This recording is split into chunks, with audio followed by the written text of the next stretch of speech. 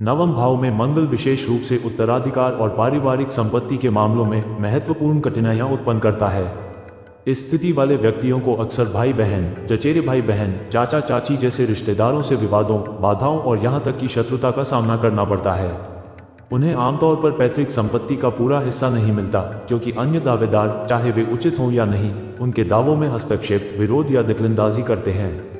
ये विवाद अक्सर लंबी कानूनी लड़ाइयों में बदल जाते हैं, जो कभी कभी पीढ़ियों तक फैल जाती हैं, और यहाँ तक कि व्यक्ति को हताशा या अंतहीन झगड़ों से बचने की इच्छा के कारण अपने अधिकारों का त्याग करने के लिए प्रेरित कर सकती हैं। यहाँ तक कि अच्छी तरह से लिखी गई वसीयतें या स्पष्ट संपत्ति समझौते भी इन समस्याओं को रोकने में विफल रहते हैं, क्योंकि लालच अधिकांश विवादों का मूल कारण बन जाता है। चरम मामलों में इन विवादों में गंभीर धमकियां, हिंसा या यहाँ तक कि मौतें भी शामिल हो सकती हैं, जिसमें असंबंधित पड़ोसी या दूर के रिश्तेदार भी व्यक्तिगत लाभ के लिए शामिल हो सकते हैं।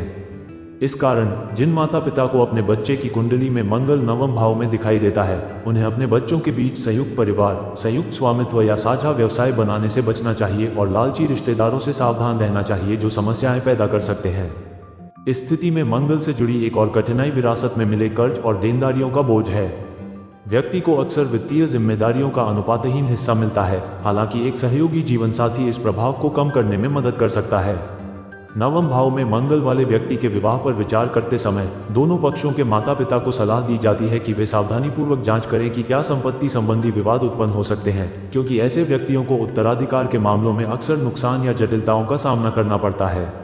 जिस व्यक्ति से वे विरासत की उम्मीद करते हैं, उसके साथ उनका घनिष्ठ संबंध दूसरों को उन पर छिपे हुए उपहार या धन प्राप्त करने का आरोप लगाने के लिए प्रेरित कर सकता है।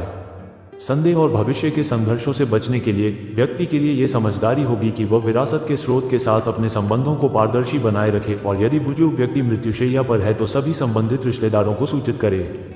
गोद लेने के मामलों में या जब कोई व्यक्ति घर जमाई बन जाता है, तो ये मुद्दे और भी संवेदनशील हो जाते हैं, क्योंकि अन्य रिश्तेदारों को लग सकता है कि उनके उत्तराधिकार के अधिकार छीने जा रहे हैं। संयुक्त पारिवारिक संपत्तियां या भाई बहनों या चचेरे भाइयों बहनों के बीच संयुक्त व्यावसायिक उद्यम भी विवाद का कारण बनते हैं, जिससे बिना किसी वास्तविक उकसावे के भी रिश्ते तनावपूर्ण हो जाते हैं।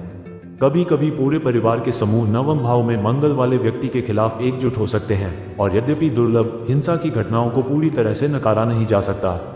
बहुत कम ही व्यक्ति परिवार के भीतर या जीवनसाथी के परिवार में किसी निषिद्ध या अनुचित रिश्ते में भी शामिल हो सकता है, जिसके गंभीर परिणाम हो सकते हैं। दूसरी ओर नवम भाव में मंगल व्यक्ति के धार्मिक, धर्मार्थ, शैक्षिकी, चिकित्सा या राजनीतिक संगठनों में भागीदारी को भी प्रभावित करता है। ऐसे व्यक्ति जिम्मेदारी के पदों पर पहुंच सकते हैं और शक्तिशाली या प्रभावशाली लोगों के संपर्क में आ सकते हैं। हालांकि अन्य अशुभ ग्रहों के साथ संबंधों के आधार पर उन्हें मानहानि या सत्ता या संसाधनों के दुरुपयोग के आरोपों का भी सामना करना पड़ सकता है, जरूरी नहीं कि उनके अपने कार्यों के कारण, बल्कि दूसरों की गलतियों के कारण। इन चुनौतियों के बावजूद यह नियुक्ति अक्सर प्रशासन, राजनीति या संगठनात्मक प्रबंधन में नेतृत्व की भूमिकाओं और अवसरों के द्वार खोलती है।